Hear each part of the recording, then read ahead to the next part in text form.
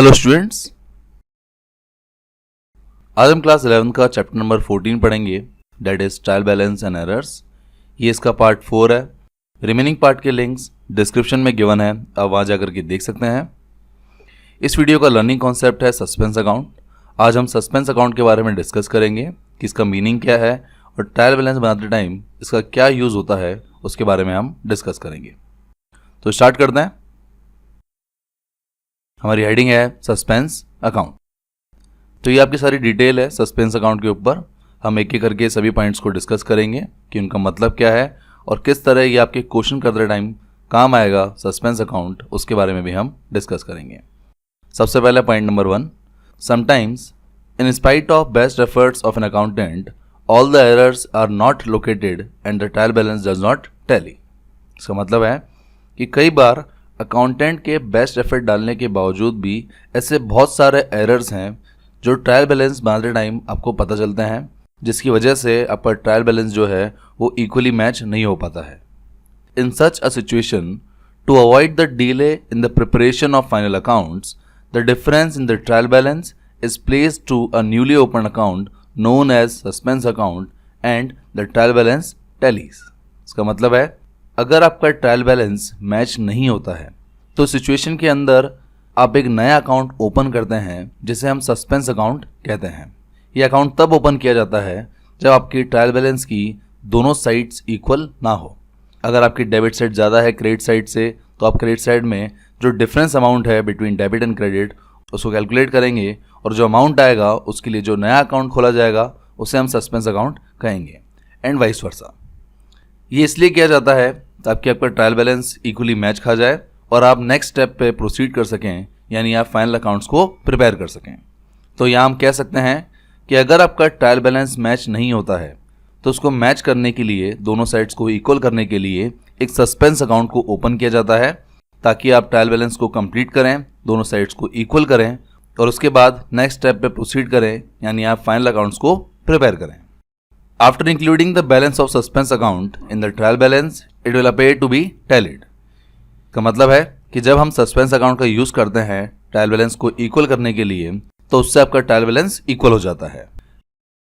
Letter when the errors are located, the rectification entries will be passed with the help of the suspense account. इसका मतलब है कि trial balance बन चुका है, दोनों साइड इक्वल हो चुकी हैं। इसके बाद अकाउंटेंट क्या करेगा, वो इन एरर्स को फाइंड आउट करेगा। फाइंड आउट करने के बाद वो रेक्टिफिकेशन एंट्रीज को पास करेगा, जिससे आपका सस्पेंस अकाउंट ऑटोमेटिकली क्लोज हो जाएगा। यानी जैसे जैसे आपको एरर्स पता चलते जाएंगे वैसे वैसे आपका सस्पेंस अकाउंट रिवर्स होता जाएगा और आपका जो सस्पेंस अकाउंट है वो पूरी तरह क्लोज हो जाएगा। Therefore when all the errors have been located and rectified, the suspense account will automatically stand closed. इसका मतलब है कि जैसे जैसे सभी एरर्स फाइंड आउट हो जाएंगे, उन सभी एरर्स को फाइंड आउट करके उन्हें रेक्टिफाइड किया जाएगा और आपका सस्पेंस अकाउंट ऑटोमेटिकली क्लोज हो जाएगा। तो ओवरऑल आपको इन शॉर्ट यही याद रखना है कि सस्पेंस अकाउंट का यूज़ आप तब करते हैं जब आपका ट्रायल बैलेंस मैच नहीं होता है। अगर आपकी डेबिट साइड ज़्यादा है क्रेडिट से, तो आप क्रेडिट साइड में सस्पेंस अकाउंट ओपन करेंगे, और अगर आपकी क्रेडिट साइड ज़्यादा है डेबिट साइड से, तो आप सस्पेंस अकाउंट का यूज़ डेबिट साइड में करेंगे और उसके बाद आप फाइनल अकाउंट्स को प्रिपेयर करेंगे। देन अकाउंटेंट उन सभी एरर्स को फाइंड आउट करेगा, उन्हें रेक्टिफाइड करेगा और आपने जो सस्पेंस अकाउंट ओपन किया है वो ऑटोमेटिकली क्लोज हो जाएगा। और बेटर समझने के लिए हम एक एग्जांपल लेते हैं जहाँ पर हम देखेंगे कि सस्पेंस अकाउंट किस तरह कैलकुलेट किया जाता है। तो एग्जांपल के लिए हमने एक ट्रायल बैलेंस प्रिपेयर किया। ट्रायल बैलेंस में सभी अकाउंट्स पुट करने के बाद आपने टोटल किया तो डेबिट साइड टोटल 100 आया एंड क्रेडिट साइड टोटल 90 आया। नाउ आपको ट्रायल बैलेंस को इक्वल करना है, तो आप क्लियरली देख सकते हैं कि आप क्रेडिट साइड में 10 रुपीज़ लिख करके दोनों साइड्स को इक्वल कर सकते हैं। यहाँ पर जो आपने 10 रुपीज़ लिखे हैं इसी को हम सस्पेंस अकाउंट कहेंगे। क्योंकि यहाँ पर आपकी डेबिट साइड ज़्यादा थी क्रेडिट साइड से, इसी वजह से हमने क्रेडिट साइड में 10 रुपये और ऐड किए, जिससे आपका ट्रायल बैलेंस इक्वल आ जाए। इसी तरह अगर हम ट्रायल बैलेंस प्रिपेयर करते हैं और आपके क्रेडिट साइड का टोटल ज़्यादा है डेबिट साइड से, तो इस सिचुएशन के अंदर आप डेबिट साइड में डिफरेंस अमाउंट को लिखेंगे। जैसे सभी अकाउंट्स को लिखने के बाद आपका डेबिट साइड का टोटल आया 90 एंड क्रेडिट साइड का टोटल आया 100। तो यहाँ आप देख सकते हैं कि अगर मैंने 10 रुपीज़ और ऐड कर दिए डेबिट साइड में तो मेरा ट्रायल बैलेंस इक्वल आ जाएगा। यहाँ जो हमने 10 रुपीज़ ऐड किए हैं इसी को हम सस्पेंस अकाउंट कहेंगे। तो यहाँ आप देख सकते हैं कि ट्रायल बैलेंस अगर मैच ना करे तो सस्पेंस अकाउंट का यूज़ इस तरह किया जाता है, दोनों साइड्स को इक्वल करने के लिए। यहाँ पर आपको ये भी याद रखना है कि अगर आपके सस्पेंस अकाउंट का जो बैलेंस निकला है वो क्रेडिट साइड में निकला है तो ये आपके बैलेंस शीट की लायबिलिटी साइड में आएगा, और अगर आपका डिफरेंस अमाउंट यानी जो भी अमाउंट आपने बैलेंस इन फिगर में निकाला है सस्पेंस अकाउंट का वो डेबिट साइड में आता है तो इसे हम बैलेंस शीट की एसेट साइड में लिखते हैं। ये भी आपको याद रखना है। नाउ उसको और बेटर समझने के लिए हम एक क्वेश्चन देखते हैं। ये इस चैप्टर का क्वेश्चन नंबर 2 है। इसमें लिखा है from the following list of balances extracted from the books of Asset Traders prepare a trial balance as at 31 March 2022।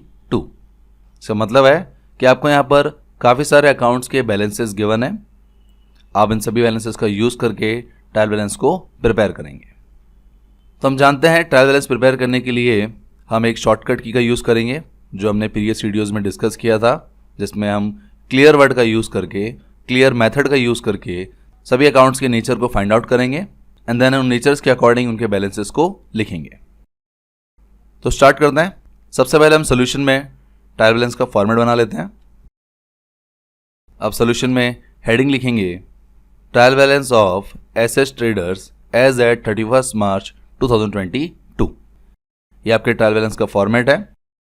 First column में सीरियल नंबर, सेकंड कॉलम में name of accounts, third column में आपका आता है leisure folio, fourth column होता है debit amounts के लिए एंड फिफ्थ कॉलम होता है क्रेडिट अमाउंट्स के लिए। यानी जिन अकाउंट्स का बैलेंस डेबिट होगा उन्हें आप डेबिट साइड में लिखेंगे, जिन अकाउंट का बैलेंस क्रेडिट होगा उसे आप क्रेडिट साइड में लिखेंगे। तो सॉल्व करते हैं। सबसे पहले आप क्या करेंगे कि जितने भी अकाउंट्स आपको गिवन है उन सब की आप नंबरिंग लिखेंगे। तो आपको यहाँ पर जितने भी अकाउंट्स आप गिवन है उन सब का आप नंबरिंग कीजिए और उसे आप सीरियल नंबर में लिख दीजिए। जब आप सीरियल नंबर में लिखेंगे तो आपको पता चलेगा कि टोटल आपके 28 अकाउंट्स हैं। देन आपको जितने भी अकाउंट्स गिवन है उन सभी के नाम भी लिखेंगे आप। तो 28 अकाउंट्स हैं तो 28 अकाउंट्स का नाम आ जाएगा।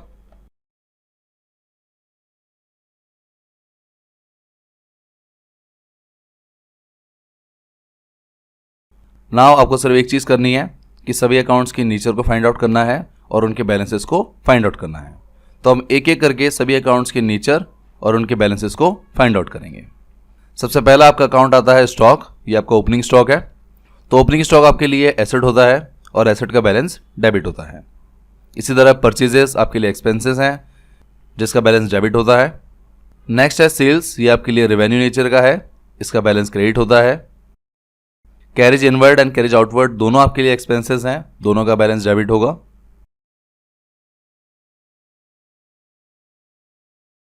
देन आता है रिटर्न इनवर्ड। रिटर्न इनवर्ड का मतलब होता है सेल्स रिटर्न और इसका बैलेंस डेबिट होगा। रिटर्न आउटवर्ड का मतलब होता है परचेज रिटर्न, इसका बैलेंस क्रेडिट होगा। ये आपके जस्ट अपोजिट होते हैं परचेज अकाउंट और सेल्स अकाउंट से। अगर परचेज अकाउंट डेबिट है तो परचेज रिटर्न यानी रिटर्न आउटवर्ड आपका क्रेडिट होगा, और अगर आपका सेल्स क्रेडिट होता है तो सेल्स रिटर्न यानी रिटर्न इनवर्ड आपके लिए डेबिट होगा।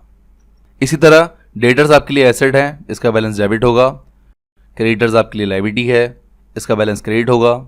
बैड डेट्स आपके लिए एक्सपेंस है, इसका बैलेंस डेबिट होगा। स्टेशनरी आपके लिए एक्सपेंस है, इसका बैलेंस भी डेबिट होगा। इंश्योरेंस आपके लिए एक्सपेंस है, इसका बैलेंस भी डेबिट करेंगे। वेजेस एंड सैलरीज भी आपके लिए एक्सपेंस है, इसका बैलेंस भी डेबिट होगा। इनपुट IGST आपके लिए एसेट होता है, इसलिए इसका बैलेंस डेबिट होगा। आउटपुट IGST आपके लिए लायबिलिटी है, इसलिए इसका बैलेंस आपका क्रेडिट होगा। इसी तरह इन्वेस्टमेंट आपके लिए एसेट है, इसका बैलेंस आपका डेबिट होगा। इंटरेस्ट ऑन इन्वेस्टमेंट आपके लिए रेवेन्यू है, इनकम है, इसलिए इसका बैलेंस क्रेडिट होगा।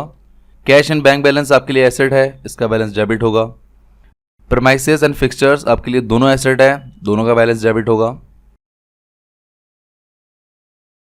मिसलेनियस एक्सपेंसेस आपके लिए एक्सपेंस है, इसका बैलेंस डेबिट होगा। मिसलेनियस इनकम आपके लिए रेवेन्यू है, इसका बैलेंस क्रेडिट होगा। लोन फ्रॉम ICICI बैंक आपके लिए लायबिलिटी है, इसलिए इसका बैलेंस क्रेडिट होगा। इंटरेस्ट ऑन अबव का मतलब है कि जो लोन आपने लिया है उस पर आप इंटरेस्ट पे कर रहे हैं, ये आपके लिए एक्सपेंस है, इसका बैलेंस डेबिट होगा। कैपिटल का बैलेंस सेपरेटली क्रेडिट ही होता है, तो ये आप याद रख सकते हैं। कैपिटल के अपोजिट आपको दे रखा है प्रोप्राइटर्स विड्रॉल्स यानी ड्राइंग, तो इसका अपोजिट हो जाएगा कैपिटल के जस्ट अपोजिट ड्राइंग का बैलेंस होता है डेबिट। देन कंप्यूटर्स आपके लिए एसेट है, इसका बैलेंस आपका डेबिट होगा। इन स्टॉक आपको क्लोजिंग दे रखा है साल के एंड का, जिसके ब्रैकेट में लिखा हुआ है नॉट एडजस्टेड। ये नेचर में तो आपके लिए एसेट है, पर क्योंकि यहाँ पर नॉट एडजस्टेड लिखा हुआ है इसलिए हम कभी भी ट्रायल बैलेंस में क्लोजिंग स्टॉक को नहीं लिखेंगे। जब भी आप क्वेश्चन सॉल्व करें आपको हमेशा याद रखना है कि अगर क्लोजिंग स्टॉक के साथ आपको नॉट एडजस्टेड लिखा हुआ मिल जाए तो उसे आप ट्रायल बैलेंस में पुट नहीं करेंगे। यानी जो सोल्यूशन में हमने ट्रायल बैलेंस के सबसे एंड में क्लोजिंग स्टॉक लिखा है उसको आप हटा देंगे। ना हमने सभी अकाउंट्स के नेचर को कैलकुलेट कर लिया, सबके बैलेंसेस भी लिख दिए। अब आपको सिंपली इनके बैलेंसेस के according debit and credit side में अमाउंट लिखना है। जिसका बैलेंस आपका डेबिट है उसे आप डेबिट साइड में लिखेंगे ट्रायल बैलेंस के, और जिसका बैलेंस आपका क्रेडिट है उसे आप क्रेडिट साइड में लिखेंगे।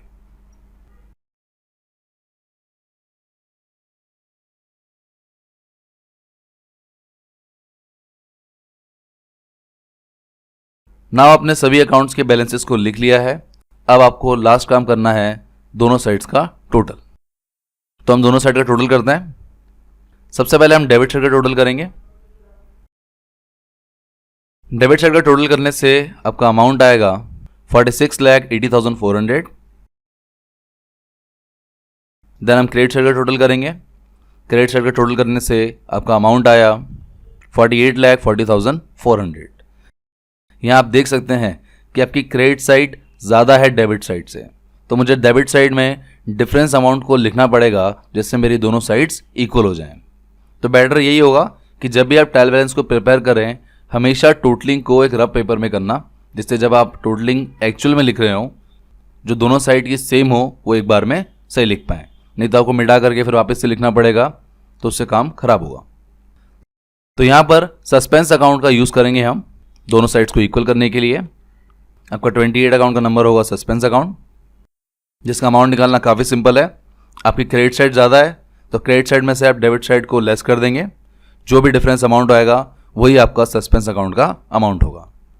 तो अगर आप 48,40,400 में से लेस करेंगे 46,80,400 तो आपका डिफरेंस अमाउंट आएगा सस्पेंस अकाउंट का 1,60,000। नाउ हमने डिफरेंस अमाउंट को लिख लिया है तो आपकी दोनों साइड्स इक्वल हो जाएंगी।